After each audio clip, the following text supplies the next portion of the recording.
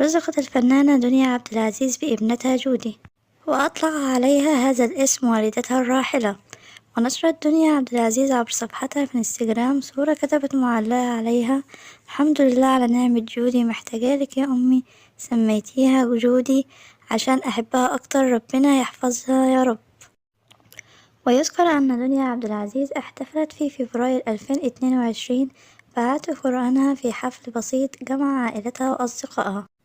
وانتشرت صور عهد القرآن على مواقع التواصل الاجتماعي، وحضره كل من مصمم الأزياء هاني البحيري، والفنان محمد عادل ميدو، والفنانة دينا. وكان آخر أعمال دنيا عبد العزيز مشاركتها في موسم رمضان الماضي في بطولة مسلسل المداح أسطورة العودة، بطولة حمادة هلال، فتحي عبد الوهاب، ونجوم المواسم السابقة هبة مجدي ودنيا عبد العزيز وخالد سرحان ومحمد عز وحنان سليمان.